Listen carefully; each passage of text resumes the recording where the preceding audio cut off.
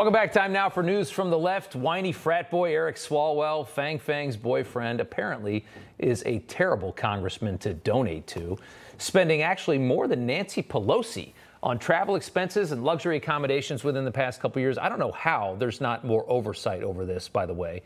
But recent campaign filings show that Swalwell's 2022 election committee, which had only 2 paid staffers, spent $583,000 on travel expenses.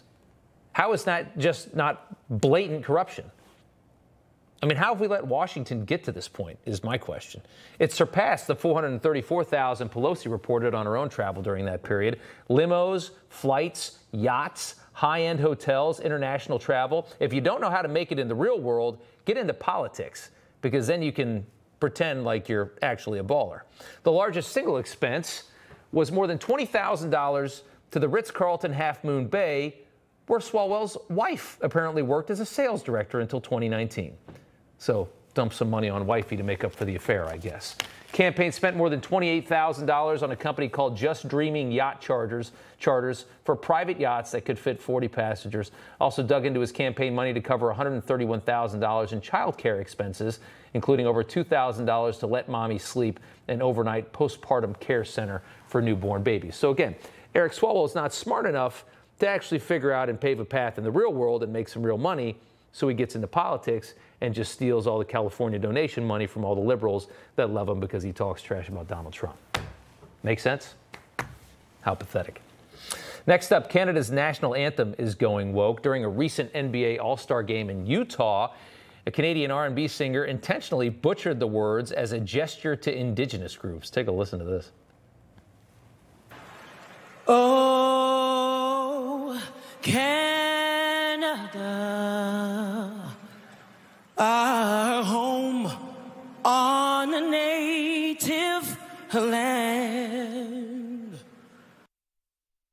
So she said on native land. She changed the original lyrics from our home and native land. I know you don't know the lyrics, neither do I.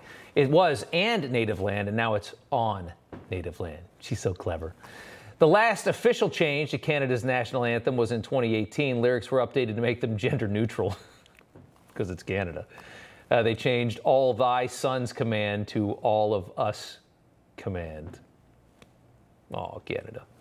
Next up, an incredible waste of money from incompetent government. More than $200 million in COVID gear that New York City purchased during the pandemic has just been auctioned off for only $500,000.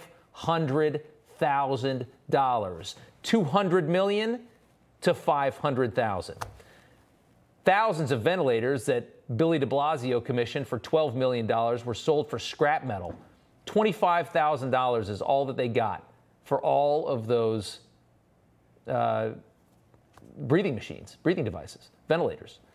Once considered a pandemic miracle, they've now become a bargain basement giveaway. According to reports, it took a junk dealer 28 truckloads to pick up all of those ventilators. Since last summer, the city has reportedly tried to auction off millions of dollars in PPE and medical supplies, gowns, face shields, hand sanitizer, KN95 and N95 masks. Many of the supplies are still brand new, wrapped in the packaging, but the city decided that they don't need them anymore because, you know, why would you save them for the next time we need them? We can just buy them again because the people that run these cities and these states and this government, they don't care. They don't care how much money they throw away. They're not attached to it. That's government for you. Despicable.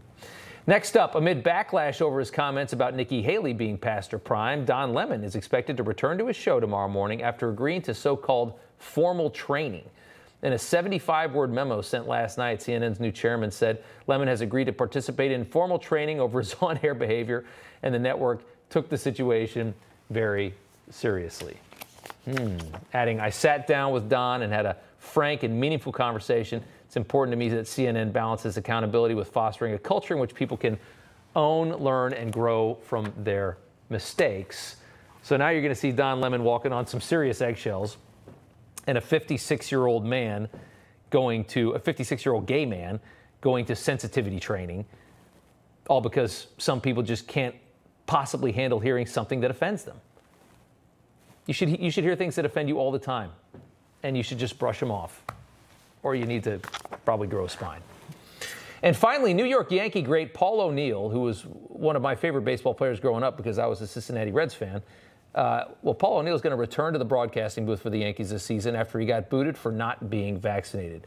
Former Yankee and Reds All-Star and Yes Network analyst was banned from the booth last year because he refused to get the network's vaccine, or refused to adhere to the network's vaccine mandate. He was forced to spend the last season analyzing games from his home in Ohio.